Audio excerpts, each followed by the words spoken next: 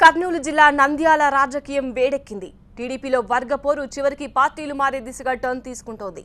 ఉప ఎన్నికలో TDP ticket Bhuma కుటుంబానికి ఇస్తారని సిగ్నల్స్ రావడంతో ప్రత్యర్థులు అలర్ట్ అయ్యారు.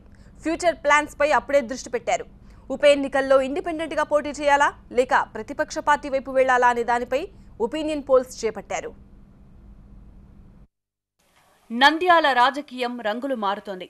ఎమ్మెల్యే భూమా నాగిరెడ్డి ఆకస్మిక మరణంతో త్వరలోనే ఇక్కడ ఉప ఎన్నిక జరగనుంది.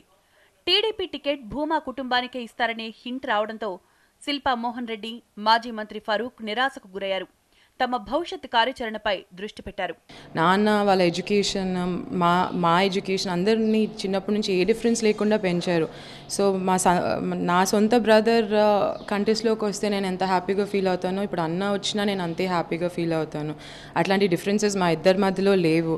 ఎవరి నుంచున్న ఫ్యామిలీకి, ప్రజలకి మంచి చేయాలి, నాన్న ఆశయాలు ముందుకు తీసుకెళ్లాలనే థింకింగ్లోనే ఉన్నాం. కానీ మాకు ఎవరి నుంచున్నా అన్న కానీ నేను కానీ ఇద్దరం న్యాయం చేయడానికే ఈరోజు డెఫినెట్లీ అండి హార్ట్ఫుల్గా అన్నకిచ్చినా నేను అంతే సపోర్ట్ చేస్తాను, నాకు ఇచ్చిన అన్న అంతే హార్ట్ఫుల్గా సపోర్ట్ చేస్తాను అని పూర్తి నమ్మకం నాకు అన్న మీద ఉంది.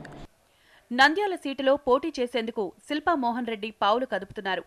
అఖిల ప్రియకు మంత్రి పదవి రావడంతో రాజకీయ భవిష్యత్తుపై నిర్ణయం కోసం అనుచరులతో సమావేశమయ్యారు.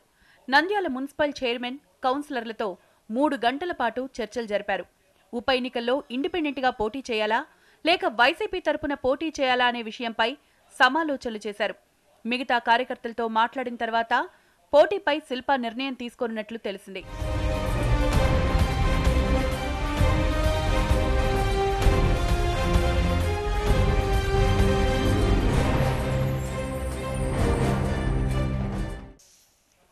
మరోవైపు నంద్యాల టీడీపీలో కీలక నేత ఎన్ఎండి ఫరూక్ కూడా పార్టీ వీడే సూచనలు కనిపిస్తున్నాయి.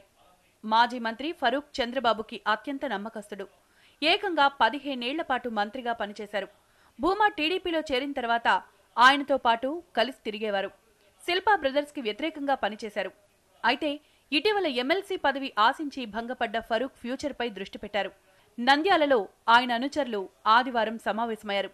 టీడీపీ టికెట్ తమ నేతకే ఇవ్వాలని డిమాండ్ చేశారు. 1982 నుండి పార్టీకి సేవ చేస్తూ మేము ఆయన నడుస్తూ పార్టీ కోసం ఎన్ని విధాలు కష్టపడుతూ పార్టీ 10 సంవత్సరాలు ఆపోజిట్ ఉండే ఎదిరించి పార్టీని బతికించాం.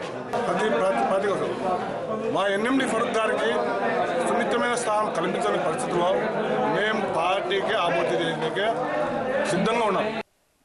నంద్యాల మీటింగ్కు ఫరూక్, ఆయన కుటుంబ సభ్యులు హాజరు కాలేదు.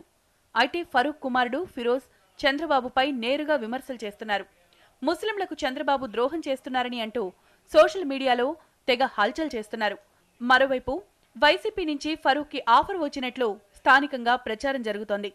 నంద్యాల పార్లమెంటు పరిధిలో ముస్లింలు అధికంగా ఉండడంతో వ్యూహాత్మకంగానే వైసీపీ ఈ ఎత్తుగడకు దిగినట్లు తెలుస్తోంది. మొత్తానికి నంద్యాల రాజకీయం రసవత్తరంగా మారింది. ఉప ఎన్నిక నోటిఫికేషన్ వస్తే మరింత వేడెక్కే అవకాశం కనిపిస్తోంది.